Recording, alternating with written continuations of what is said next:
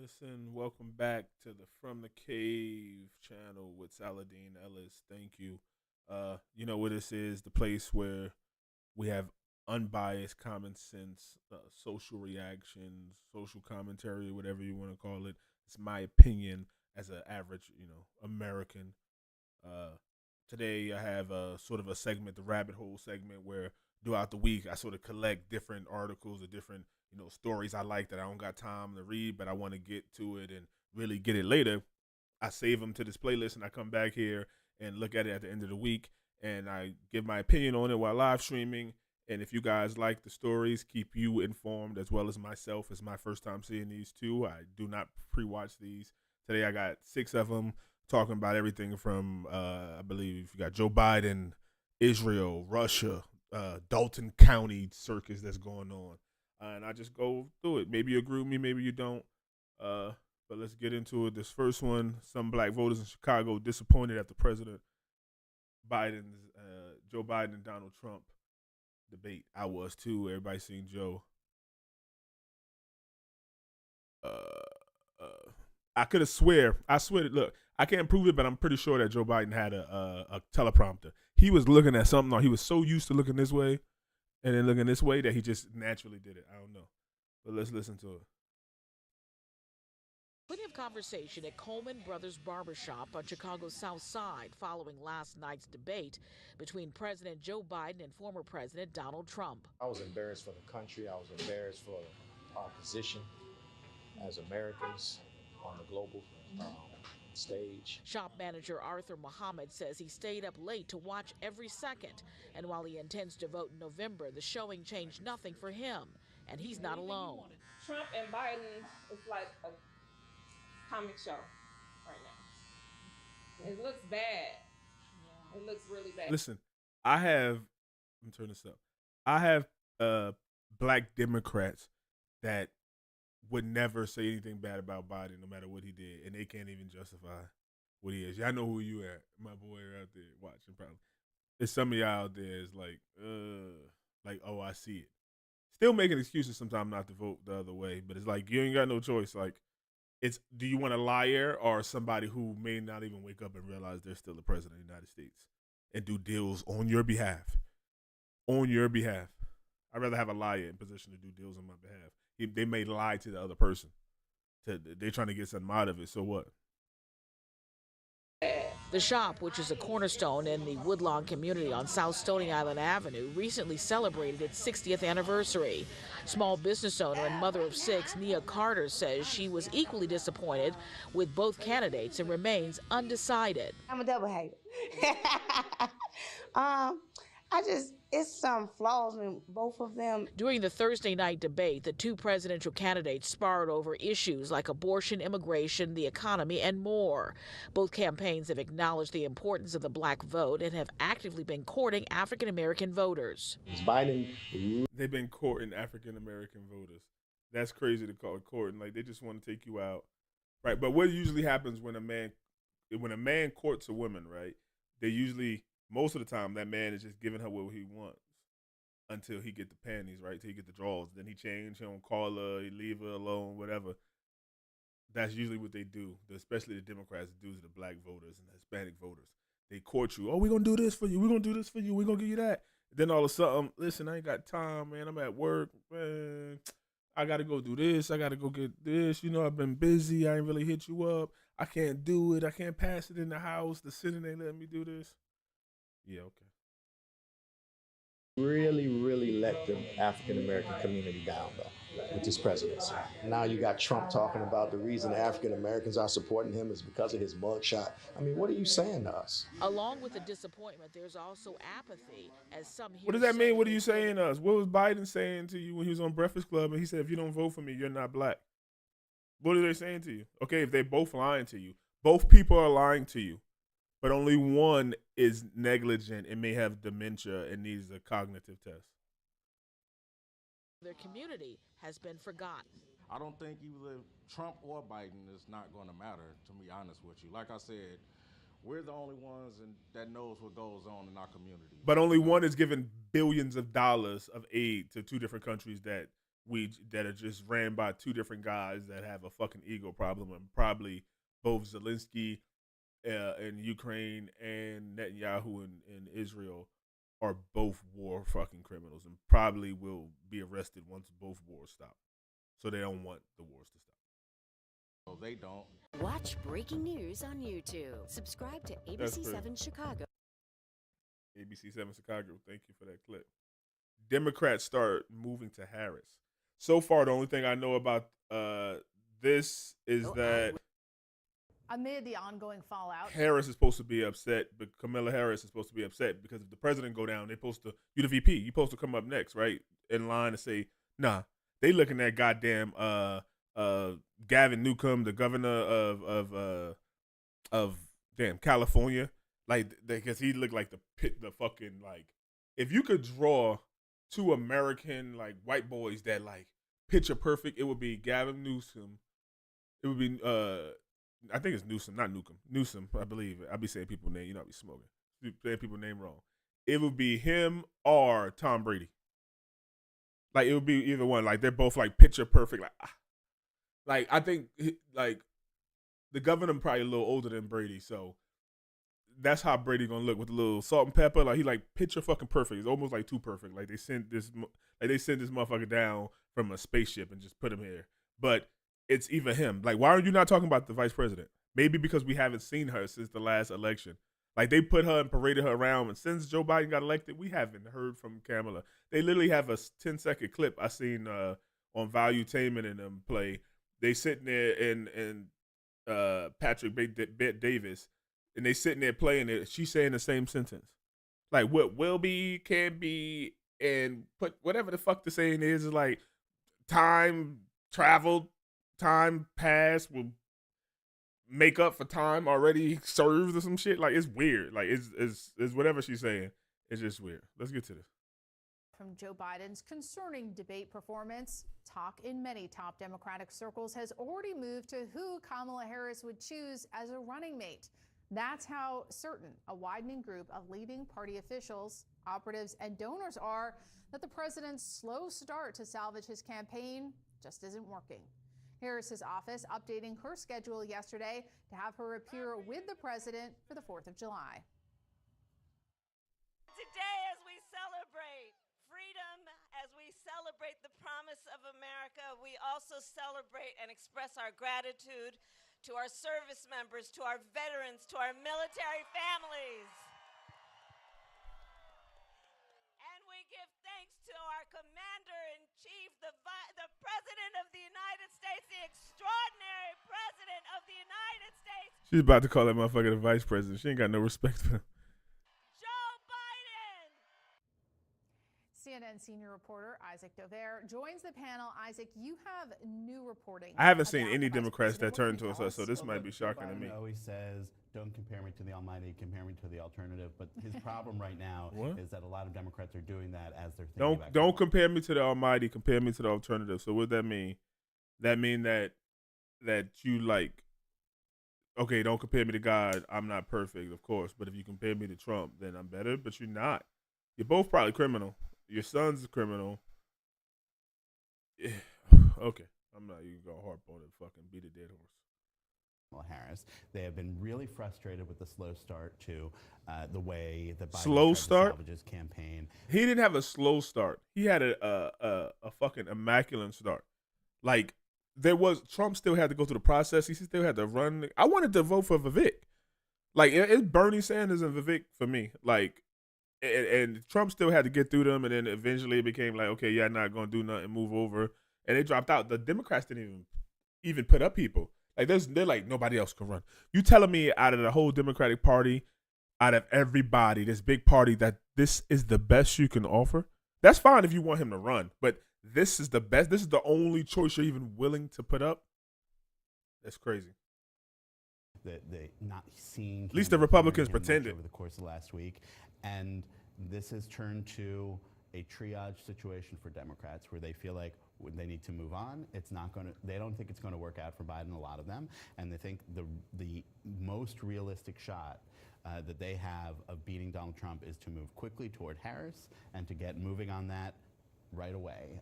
And that is yet another problem as Biden tries to hold on to his position here.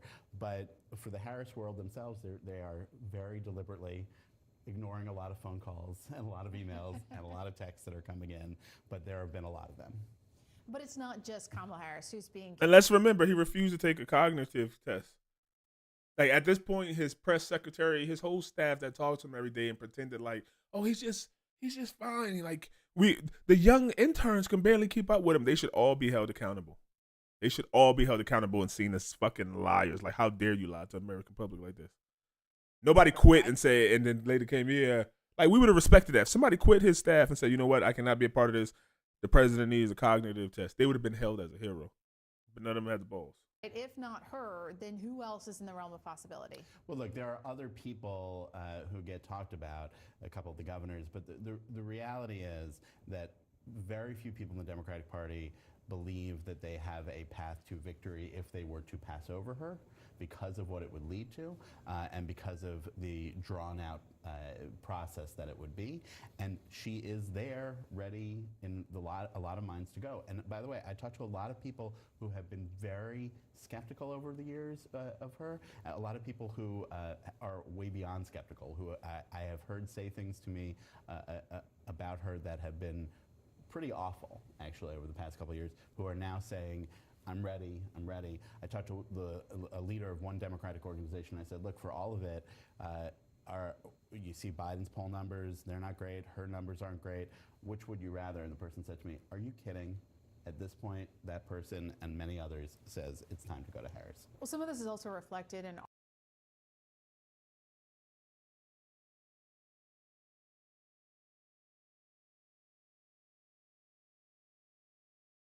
Let me put it, I was talking sitting there without. Listen, it's almost like if you out and you driving and you supposed to have a DD. At what point would you say, you know what? Like, you're not supposed to say, you know what? We all fucked up, but this person he fucked up and he don't even remember that he's driving. But let's just let him drive. Like, he's not even aware that he's probably the president every day. Like, this is fucking crazy that we're saying, like, the Democrats. Some of the high Democrats is like, oh, it don't matter that that he doesn't remember and that he's barely cognitive. Just let him run. Just let him fucking run.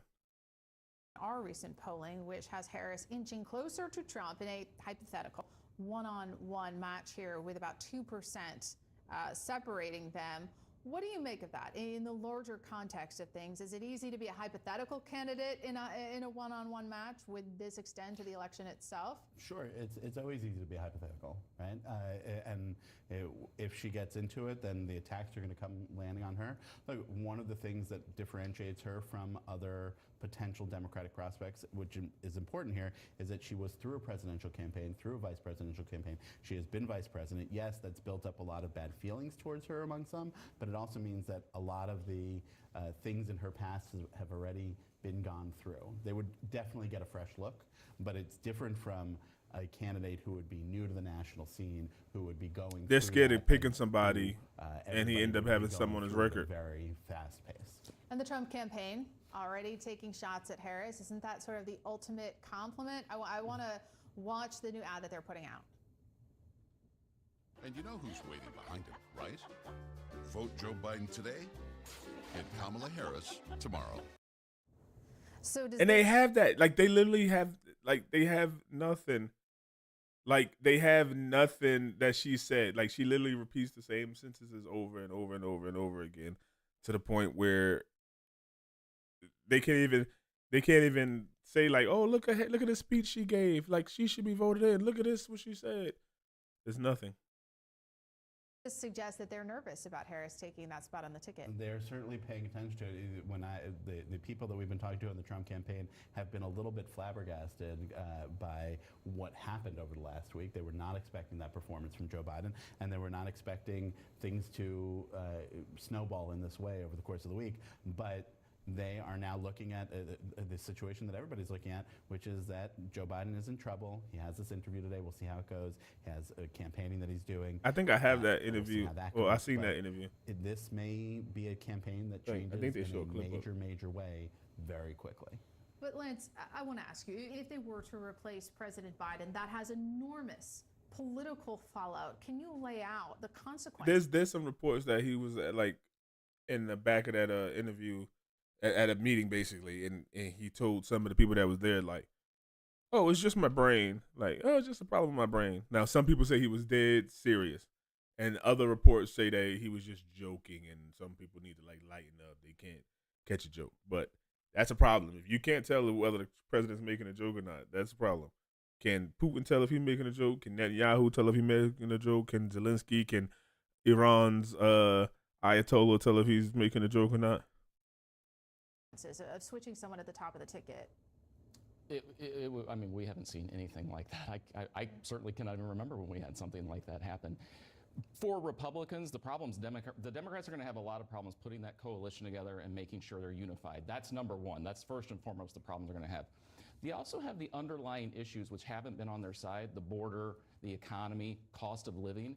And if it is the vice president, she is going to be tied to who else? Joe Biden. There are going to be questions about the border. There are going to be questions about the cost of living. She has been his number two. I also think there are going to be questions for her.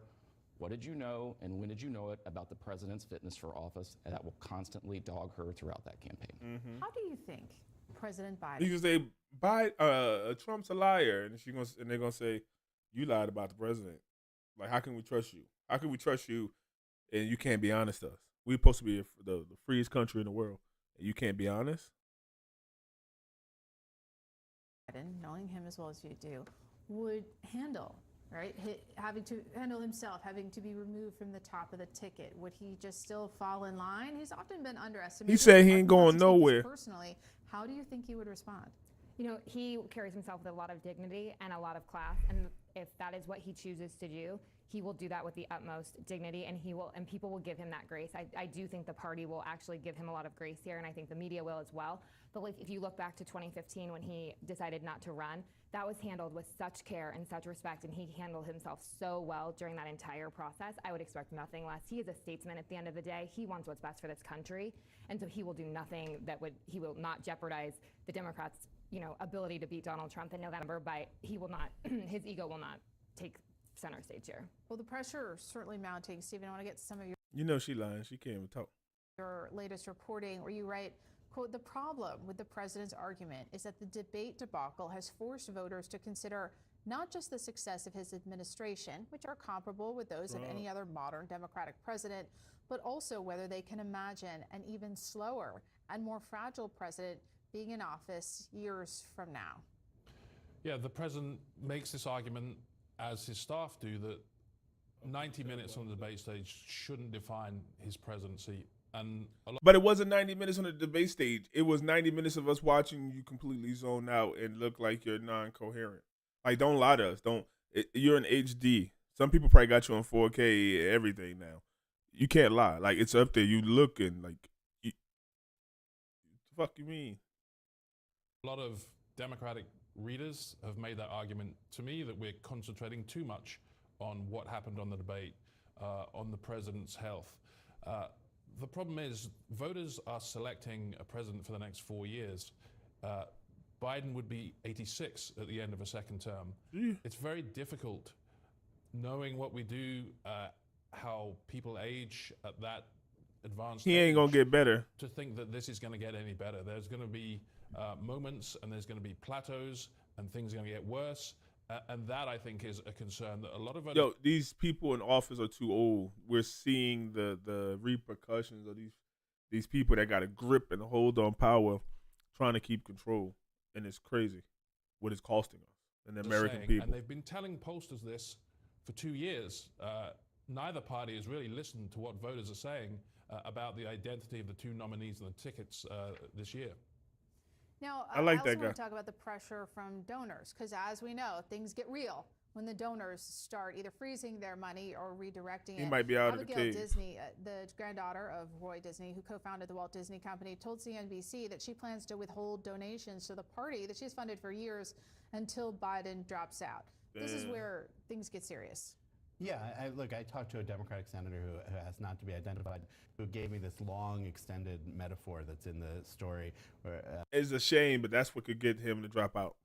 If his family is telling him to stay in office because they love the power and the luxuries and the perks they getting, like as we all probably would, is the donors not given to these politicians? Say, yo, we're not gonna give y'all no more money to split up amongst yourselves until Joe is out. Then they're like, all right, Joe, you gotta go, bro. He ain't got that much more time, so they don't feel like, oh, he got another 20 years, we got to deal with him, so we don't want to give him his bad side. Nah, he don't matter that much. Talking about how this is like the quarterback getting his bell rung. They don't know whether the quarterback's going to be able to get back on the field. And then people from the stands start shouting, hey, put in that guy from Alabama, or, the guy who won the Heisman last year. And the people on the field are saying, hold on, let's go with the backup quarterback here. And this is obviously very much with Harrison mindset. Just because the backup threw an interception the last time she was up doesn't mean that we switch it out now. She knows all the plays. So there is this frustration that I get into in the story too, of a lot of people saying to the donors, you need to maybe back up here and not be. What are you talking about? Okay, let me tell you this. Okay, he started playing games. We don't play games with words. People need to stop thinking that their political figures, no matter who they are, must be inspiring, has to be perfect. He about to go with there's only two choices they got right now for Biden. One, he had a cold, and he needed this a crazy amount of time in a couple weeks to get over that cold. Or two, he's just not good at promoting himself. He's just not. He's great at policy. He's just not the good self-promoter. He's not spontaneous, and he's not vivacious, and he doesn't look good on TV. But that doesn't mean anything.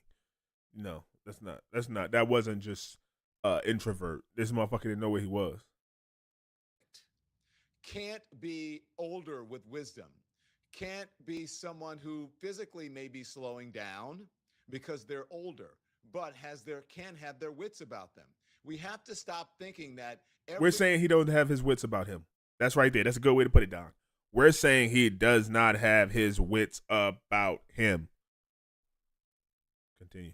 Everyone has to be a showman. That's why we're in the trouble that we're in now with Donald Trump, because of a cult of personality. I'm going to show you a video of Don Lemon when he and I were debating Biden's age 2 weeks ago before the Biden-Trump debate, and then I'm going to tell you what he told me 2 days ago. So Joe Biden is an older man. Joe Biden has great people around him. If he is smart enough to understand that Cory Booker, Josh Shapiro, Gretchen Whitmer, Mitch Landrieu are good folks to have on his side, then he will put them in his cabinet. He will make them an advisor. He is the better alternative to Donald Trump. We have to stop saying that people have to be perfect. They got to be young and spry. Yeah, I would like to see younger people. That would be great. But unfortunately, literally tell me one person who said that. Literally one person who said, I don't want to vote for Biden, or Biden should not run because he's not young and vibrant and vivacious, whatever the fuck you want to say. I don't know. Tell me. Unfortunately, that's not the reality right now. And so unless you want Donald Trump, then you need to point out the realities and stop on Joe Biden and saying, look at him, he's old. We know he's old. It's obvious. Nobody's saying that. But do you think he's going, what would you rather, a Joe Biden or Project 2025? See, here's what Don didn't understand about that. It's not that we're saying, oh, Joe Biden has to be perfect. It's that we're saying that he has to function. I've been ripping my hair out, saying to people over and over again, you need someone who's the best candidate that you have, not barely functional. And so, again, I'll get back to what Don said after the debate in a second. But as you look at... Basically saying they can put somebody up besides Biden and win and beat Trump. Easy. Joe Biden in that debate, he can't finish a sentence. We can't have a guy who can't finish a sentence. It's like, for whatever reason, the old school world thinks that like deference to authority is the most important thing. You must obey. If the leadership says it's Joe Biden, don't believe your eyes and ears. Remember what George Orwell said, the most important thing that the party wants you to do is to not believe what your eyes and ears are telling you. And that's where we are now. We're in 1984 territory. But you all saw it with your own eyes. I think it was a seminal moment. A lot of Democratic voters got to see for the first time, oh my God, is this what leadership actually looks like behind the scenes? Have they been lying to us the whole time? It almost did like a wakey to snap people out of their hypnosis and begin to realize, yes, what I've been telling you is true. Not just about Biden being old. That was so obvious. I'm going to give you a devastating poll in a second about that. Most importantly, that the people in charge don't have your best interests in mind. They have their best interests in mind. Do they mind lying to you to get what they want? No, they don't mind it at all. That's what they do all the time. They set up these mirages. They're courting the black people, remember? Ronald Reagan is a cowboy. George W. Bush is a fighter jet pilot who landed on the aircraft carrier and said mission accomplished. I wrote about this in Justice is Coming. You can get it at tyt.com/justice. It's all a matrix that they plug you into. Donald Trump is a successful businessman. No, he's a failure. 6 bankruptcies. But on NBC, The Apprentice, they had to do a reality show where he pretended. He literally plays a good businessman on TV when he's not actually a successful businessman. And now you come to Joe Biden. But the problem here is when you pretend that someone is young and then people can see with their own eyes they've got some sort of mental health issue, that they're not altogether there. They literally can't finish sentences. They say things like, we defeated Medicare. Well, that's what snaps people out of their hypnosis, and I hope that it did. So back to the polling and then Don's conclusion. Well, poll out on Sunday from CBS YouGov, 72% of Americans say that Joe Biden is not mentally and cognitively healthy enough to be president. If 7 out of 10 Americans think that your brain is melting, you're not going to win the presidency. 7 out of 10 of Americans. I think before the debate, it probably would have been like 4 out of 10. Those other 3 are now Democrats. There's no chance. We weren't debating that with Don to say, ha, Joe Biden's bad, you should vote for Trump. No, I was saying it so that people don't vote for Trump. You want the better candidate. That would be up 10 points now. Any generic Democratic governor would be up 10 points now above Trump, and Biden is losing every swing state. Why do you want to lose so bad? Why can't you stop listening to obvious BS? So 72% also. The only thing they don't know about Newsom is if he got some kind of like, they haven't had enough time. I think they're passing time to do a background check on him, see if anything pop up, any sexual assault, he ever bent up somebody's dress, he ever grabbed him by the pussy, you know? They're trying to see what happens. Say that he should drop out immediately, including 46% of Democrats. By the way, that means the majority of Democrats are like, we got this, blue MAGA. You do not have this. It's a guaranteed loss. Stop listening to people that are lying to you or just don't know. So to be fair to Don, he texted me after the debate and he's like, you were right. You know why? It's not because, and you have to give him a lot of credit for that. It's because if you can't see after the debate, that means you shut off your mind. And you're not interested in the facts, and you're trying to actively deceive people. And Don's not in that category. So we can disagree with Don Lemon, as you see. I mean, if you watch that whole thing, and you should, I mean, we disagreed back and forth. We agreed on some things. It was civil. It was a good conversation. It's just an exchange of ideas. That's the way it should be. But I'm like, look, I'm proud of anyone. Oh, that's good for Don. He's really not he's really not known for it. I kind of lost respect for him after that.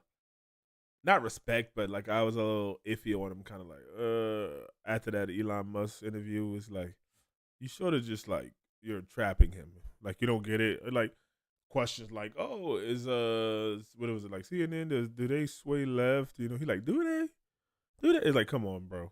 Like, come on. Like I was like, "Oh, he deep in the cave. Like he in charge of the projector in the cave. Like, oh my God."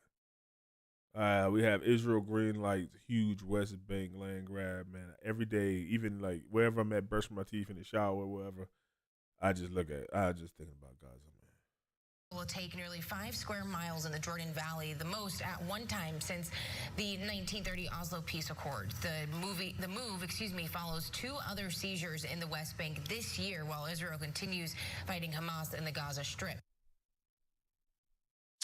Israel has just approved the largest seizure of land in the occupied West Bank. Land that doesn't belong to them, land that belongs to Palestinians. They're stealing more of it, and they're doing so, or annexing a larger portion of it. This is the largest portion they've annexed in over 30 years, and that's according to a watchdog group, which we'll get to in a moment. And They still obviously, taking this is land. an illegal move, but who cares about international? And what's the crazy part is this debate kind of for a second or for the next couple of months, maybe a couple more weeks. Hopefully not, but it's going to take attention away from Gaza and Israel, allow Israel to do things like this. Because Biden being fucking not fit for office is taking up the spotlight. International laws. Who cares about war crimes when Israel gets to break all of those international laws with impunity and with the United States providing cover regardless of what they do? Authorities recently approved the appropriation of 12.7 square kilometers, nearly 5 square miles of land in the Jordan Valley, according to a copy of the order obtained by the Associated Press. Data for Peace Now, the settlement tracking group, indicate it was the largest single appropriation approved since the 1993 Oslo Accords at the start of the peace process. Now, monitors are 5 saying square that miles. this land grab connects Israeli settlements, illegal settlements, of course, along a key corridor bordering Jordan. So Yoni Mizrachi, who is the head of settlement tracking at Peace Now, described the land grab announced Wednesday as part of a strategy to establish a buffer zone between Jordan and Palestinian lands and choke off the practical possibility of a Palestinian state. The aim, he believes, is to push Palestinians into isolated islands surrounded by Israeli land. Quote, they definitely see this area as a strategic area, as the first and one of the easiest ways to begin. A strategic area. If you call it a strategic area, that means it needs to be taken, right? They can bomb Rafah because they had some terrorists there, so strategically they needed it. Like, hey, but a Palestinian life is worth an Israeli life any day of the week, right? Annexation. Thanks for watching. Our audience has helped build TY. Yo, shout out to the Young Turks too. I love you guys over there. Hopefully we can have a discussion one day. Into the media giant it is today. Together, we can accomplish anything. Support our work and join us at tyt.com/team. Support them. Where's the Biden administration on this? Are we going to keep giving them weapons? We're going to keep giving them weapons as they engage in criminality. So we're emboldening a criminal government that continues to engage in war crimes, in illegal annexation. You know, the U.S. has very strong opinions, the U.S. government, the Biden administration in particular, strong opinions when it comes to annexing land, right? Only when Putin does it, which, by the way, I agree is wrong. He annexes Crimea. That's considered an injustice. And it's weird because literally the things that Russia is doing to Ukraine, we say, oh my God, look at what they're doing. It's a war crime.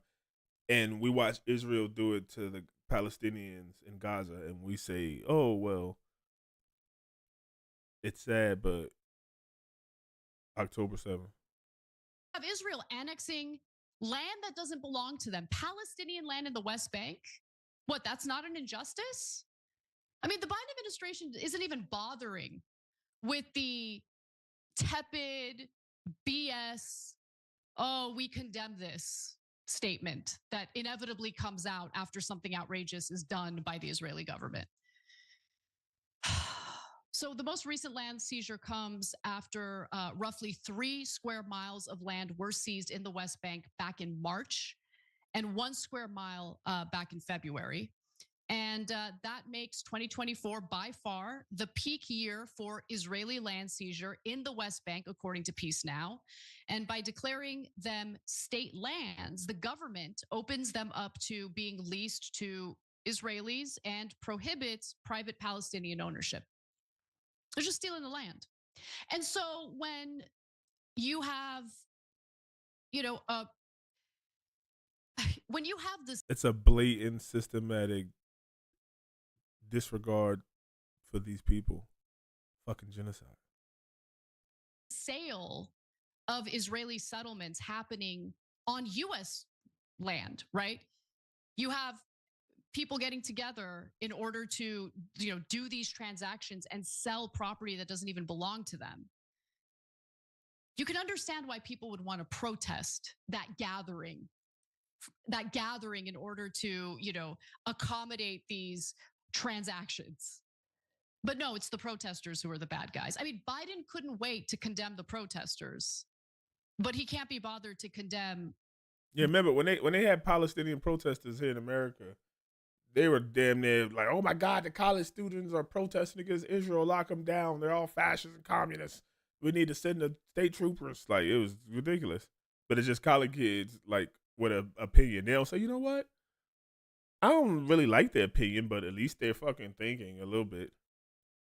No, it's like, no, they're thinking different than me. And it was the right doing that too. We're supposed to be like the freedom and constitutional people. It was weird. The theft of land that Israel is currently engaging in. Since October 7th, Israel has escalated its land grabs in the West Bank. The settler community has taken advantage of the strong influence they have over Benjamin Netanyahu, who will pander to anyone to stay in power. And unfortunately, in this case, he's been pandering to extremists within his government. Finance Minister Bezalel Smotrich, a settler himself, has ramped up the policy of expansion in the hopes of solidifying Israel's hold on the territory. Last week, for instance, Smotrich announced government approval of measures aimed to fight against recognition of a Palestinian state, which includes authorizing thousands of housing units and legalizing 5 unauthorized outposts in the West Bank. He says, quote, "We came to settle the land, to build it, and to prevent its division and the establishment of a Palestinian state. God forbid." And he said this during a religious Zionism party.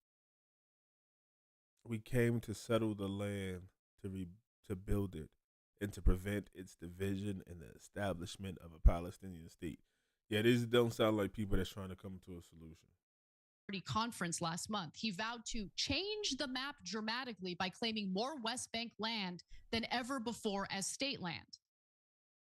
So when statements like that are brought up in an international setting, whether it's before the International Criminal Court or what have you, who's going to come forward and say, oh, no, Bezalel Smotrich said that? Yeah, he said that. Those were his words. But that's not what he meant. That's not what he meant. Like, what pathetic excuse are the defenders going to give us when it comes to this? It's disgusting. This is disgusting. And it is so shameful that our government is supporting it. Because that is what we're doing. We are supporting it.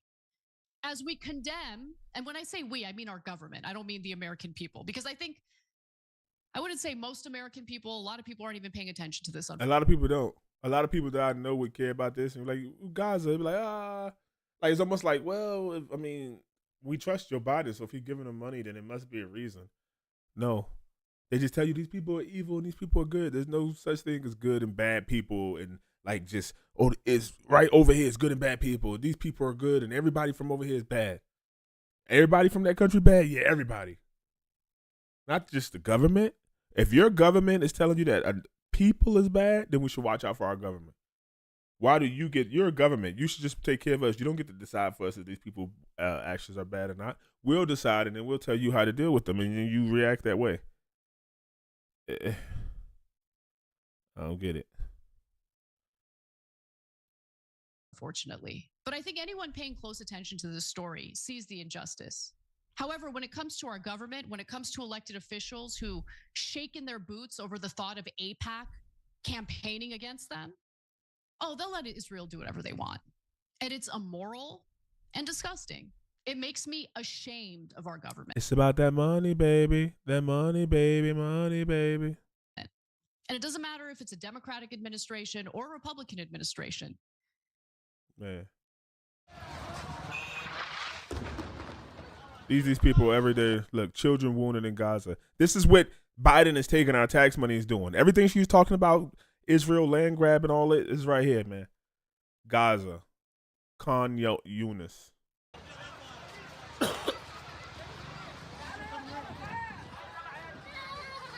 Remember, half the population of Gaza is under the age of 18.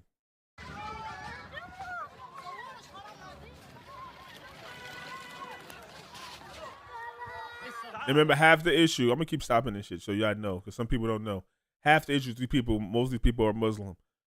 Israel believe, if you're a Christian faith and believe in the Bible, well, in the Torah, well, you believe that the Israel, the Hebrews are the people of God. So they're saying this is our land. We're biblically we're owed this. This is ours, ordained by God. So when you have a people that feel like God gave them something, how can you be stopped? These people are willing to do. Israel is willing to do anything, even destroying these people and these kids and whatever. They don't care about these people. They'll put a drone strike on his ass right now, holding these 2 babies. They will put a drone strike on his ass. Why? Because they're the chosen people of God. They're not going to hell, right? They're guaranteed heaven.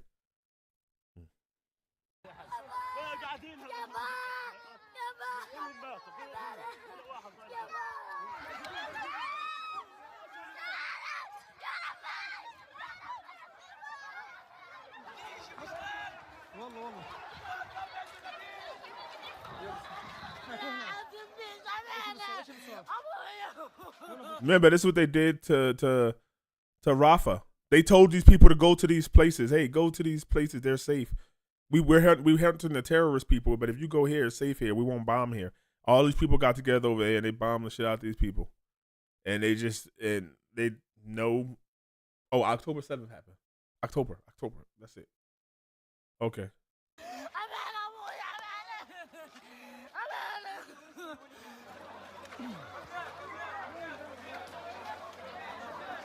المدرسة فيها نازحين أكثر من 2000 نازح في المدرسة منهم أطفال ونساء ولا إنذار ولا أي حاجة. No warning. بتشتروا الأطفال بتلعب في الساحة همدوا ضر جنب المدرسة مباشرة.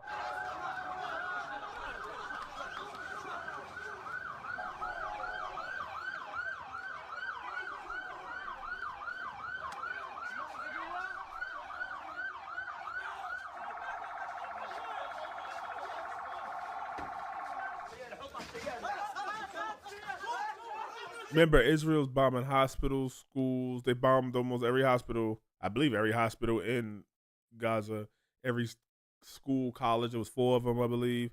They bombed every one of them. Some of them was even housing like precious artifacts that was just passed down from civilization and from the people.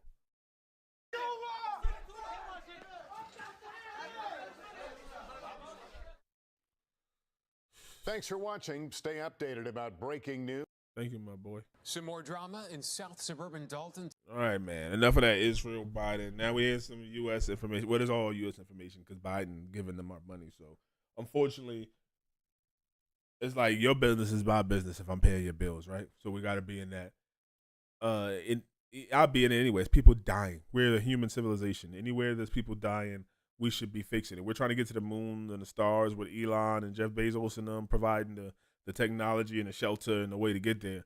We need to get our shit together so we can be ready for that next adventure and let AI and the technology come down here and fix the earth and, you know, put shit on autopilot here and live longer. We can't be messing around with this. Anyway, Dolton County, heated confrontation with Andrew Holmes ends with Judea Brown in custody. Dolton County, the mayor, they still going through their thing. I think they got the FBI involved and everything. She unlocked the city council out. There ain't nobody getting paid. The city running rampant. It's something you would think is a third world country, or you wouldn't think this was America unless you were told so. But hey. Tonight, where the mayor is the focus of an ongoing corruption investigation. Tonight, a public meeting was ended early as a community activist was taken out by police. NBC5's Regina Waldrop is in Dolton with the story. Stand and give this mayor your back. 3 minutes are up. Your 3 minutes are up. Another round of passionate public comments and chaos at Dolton's village board meeting. You're disrespectful. It's disheartening to see you. You have turned our whole community into, I don't want to use that word, let's say a circus. Distressed residents and others giving governmental leaders an earful. She about to say a shit show. She's about to use my word. You look at all the greats before me, whether it's the Malcolm X's, whether it's the different people. Tiffany Hanyard. She said Malcolm X's, and then that's the only one she could think of. She said Malcolm X's, and she threw a blank. She didn't even go to Martin Luther King, the like Marcus Garvey, Frederick Douglass. Like she didn't go to none of the just common ones, right? Is mayor of the financially struggling south suburb. She's accused of questionable spending and is at the center of a wide-ranging federal probe as well as a number of lawsuits. All we ask for is transparency when it comes to our tax dollars and proper protocol on how it's being spent. Also happening at Monday's Village Board meeting, a show of force by firefighters. They were trying to get answers about retirement funds, union dues, and health care benefits. Former Chicago Mayor Lori Lightfoot was hired by trustees as a special investigator to look into Henyard's spending habits. Trustee Jason House read an email from Lightfoot updating her investigation. Lightfoot says the cost for her work so far under $20,000, but she says more work still needs to be done. And she says when the investigation is complete, which is expected to be soon, she will give a full account of everything to the village board. Reporting from Dolton, I'm Regina Waldrop, NBC5 News. Frustrations boiling over at a village board meeting in South Suburban Dolton last night. An activist confronted a trustee about allegations of sexual assault. What? This is just the latest incident for a local government that's been shrouded in scandal lately. NBC5's Regina Waldrop, live in Dolton tonight. This with took a reaction. turn, huh? Regina? Now, Stefan, that activist taken to the hospital earlier today after experiencing chest pains, but he is being held here at the Dolton police station after he was arrested last night. Outside of the police station right now, you have his supporters. They demanding that either he be charged or let go. And I just learned a short time ago that he is being charged with resisting arrest, which is a misdemeanor. You gonna answer, and you gonna answer me. Promise you. Can you be charged with resisting arrest? Like there has to be something before that, right? Like you got to be arrested for something that you should have been arrested for in order to resist it, right? I don't know if that's gonna fly. More drama in South Suburban Dolton. You out of order. You out of order. Hey. At Monday night's village board meeting, activist Jedediah Brown tries to confront trustee Andrew Holmes about assault allegations. Ooh. Brown rushes over to Holmes, then is quickly stopped by police. Trustee Jason House steps in, holding trustee Holmes back. Then, more scuffles with police, as it appears that Brown is trying to approach Mayor Tiffany Henyard.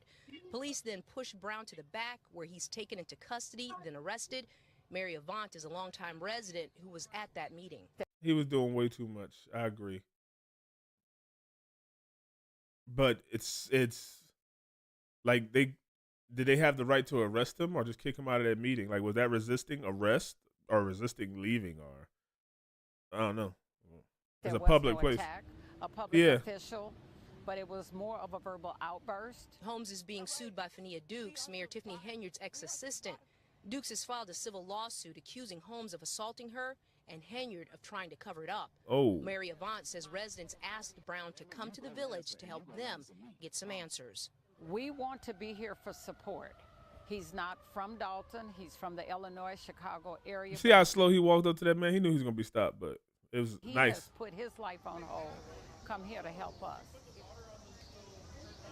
Back out here live, you can see Jedediah Brown's supporters gathered outside the police station here in Dolton. And we are told that he is expected to be released at any time this evening. Again, he is charged with a misdemeanor resisting arrest. That's the very latest from Dolton this evening. I'm Regina Waldrop. You playing with taxpaying American citizens, like they lucky somebody don't bring something in there and take care of her. Like she playing and hiding behind procedures and technicalities to not show stuff. NBC5 News. Allison? Thanks so much, Regina. Following up now, the drama in Dolton continues. An activist is charged with resisting arrest they just after did a this heated whole confrontation with a Dolton trustee.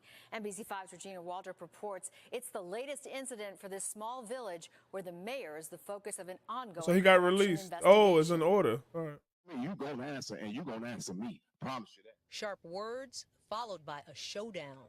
You out of order. You out of order. Hey. It happened Monday night in Dolton at the village board meeting. Activist Jedediah Brown tries to confront trustee Andrew Holmes about assault allegations. Hours later, a misdemeanor charge of resisting arrest. Supporters gathered at the police station where he was released. For some reason, this administration feels untouchable.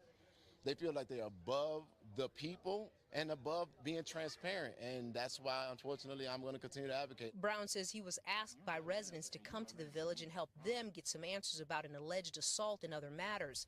The mayor's ex-assistant, Fania Dukes, filed a lawsuit accusing trustee Holmes of assaulting her and Mayor Tiffany Henyard of trying to cover it up. Man didn't Yeah, know she that got a lot going on. Nothing, and he's here for me, and then they have him in there for something that they can visually go back and see that nothing happened. My resolve is now cemented. I'm in this with Dalton all the way through. Activist Jedediah Brown says trustee He Andrew gonna end up running Holmes for did take he out gonna a end up running for restraining mayor. order against him. We reached out to Andrew Holmes for a comment, but didn't hear back. You In Dolton, I'm Regina Waldrop. is there another NBC5 update? News.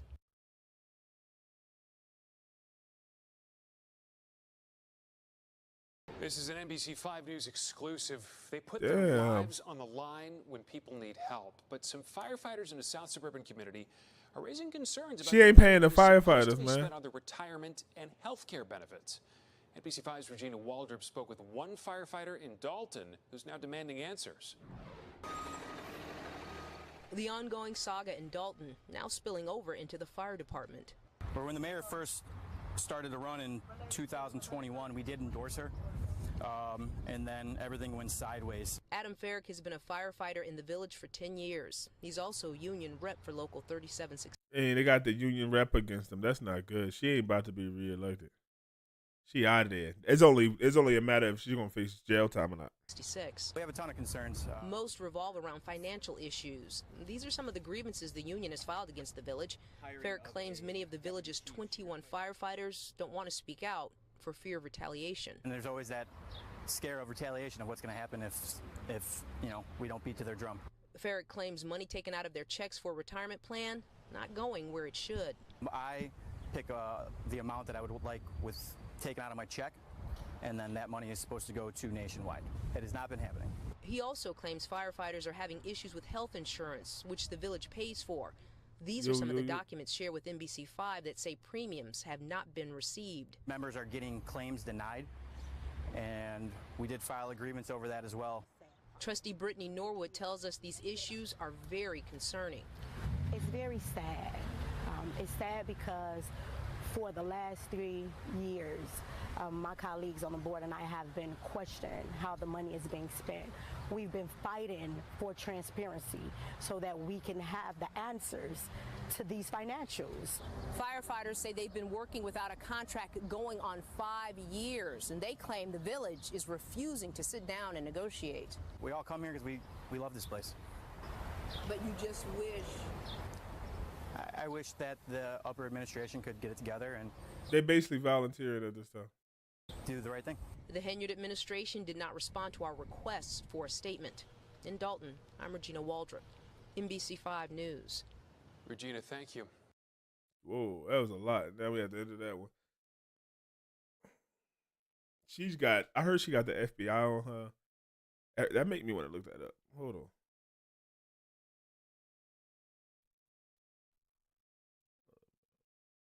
Let me see.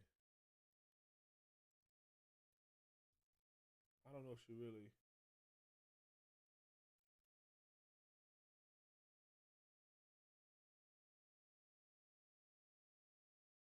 It ain't been in a while. You know, the FBI sit there. Nah, ain't nothing recent about it. So it looked like they probably went and tucked away. They're going to maybe let Mayor Lightfoot finish her investigation. They're going to come out with theirs on top of that. Boom, there's the charges. They're probably doing that in conjunction. Like there's probably really the FBI doing that investigation. We got one more video. Let's see what this is. The war in Ukraine has been raging for nearly 2.5 years now. And as the fighting drags on, the Russian army is finding new ways to inflict damage, though at an enormous cost. David Martin has our Sunday Journal. The new look of the Russian army in Ukraine. Soldiers on motorcycles race across no man's land, counting on speed to evade Ukrainian fire, but not always able to outrun the swarms of drones which hover over the battlefield and can pick off fighters. I want while y'all seeing this, Russia's doing this to Ukraine, but imagine Israel doing this to Gaza. But instead of these being grown men like this and maybe fighters, they're just women and kids running. One by one. These are essentially stormtroopers, they're assault shock troops that hop onto motorbikes.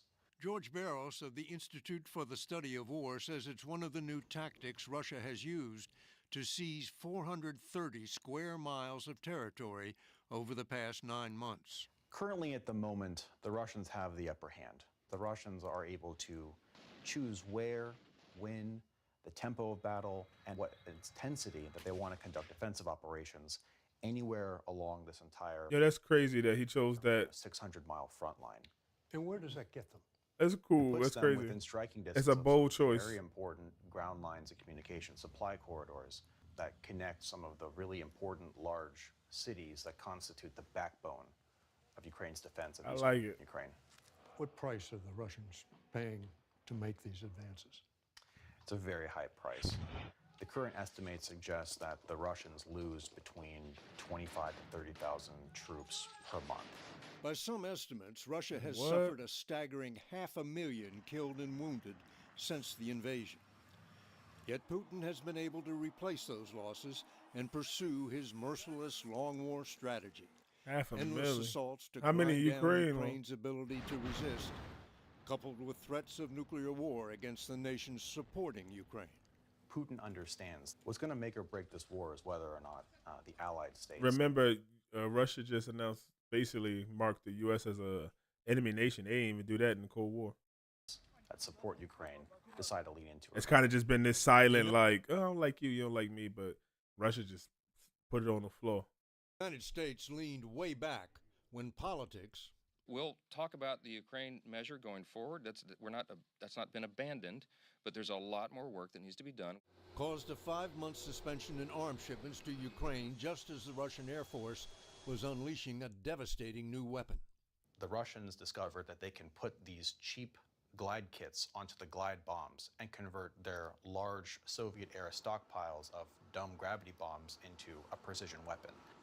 The bombs sprout wings in flight and, guided by a GPS signal, glide toward targets 30 to 40 miles away, while Russian pilots remain out of range of Ukraine's air defenses. They can use the air power and these 500-kilogram bombs to pummel and destroy Ukrainian trenches. Yeah, they got the Russian recycling. Bunkers, strong points, and fortifications. Thousands of bombs and millions of artillery shells have turned the battlefield into a moonscape of craters. One became a death trap for a Russian tank when a tiny Ukrainian drone attacked it. Russia has tried protecting its tanks with extra layers of armor, but for every measure, there's a countermeasure, and American weapons are once again flowing to Ukraine. So as long as the Russians actually fail in convincing the international coalition from continuing to support Ukraine, the Russians have no chance of winning in Ukraine. It sounds like all wars, it comes down to will. Precisely. Political will is the decisive factor for this war. It's not what happens on the battleground. Territory can be lost, ceded. He remind me of, like, if they do the story of Zelensky, Tom Cruise could play him. And recaptured again. He remind me of like an actor, like a Hollywood. Like he just like attention. Ukrainians, and they will lose. I mean, honestly, the center of gravity for this war, it's not the fields in Ukraine, but it's what happens here in Washington, just like it was in World War II, just like it is today. Okay. Listen, we covered a lot of stuff. We touched on Biden debate. He's not fit for duty. It's not a discussion between him and Biden. It's a discussion first. Is he even fit to take the field? Right? We touched on Israel. They're still playing Joe like a puppet. Netanyahu's still raging war on what is mostly a majority women and children. And I think maybe they're using Joe's tactic. Maybe he's forgetting he's giving money to Israel and Ukraine. And he's waking up like, I got to support Israel. I got to support Israel. And every day they're like, okay, well, send us some more money. Okay, well, okay. You just supported us yesterday, Joe. And he's like, did I? Like, nah. I mean, if you want to send it, it's crazy. We touched on Dolton County, the shit show, the circus, and this woman probably going to be going to jail once Mayor Lightfoot over there finish her investigation and the FBI jump in. And then you got Russia. I mean, just give it to them. Like, the whole thing started when when Ukraine wanted to possibly join NATO, and Russia, like, that's not happening.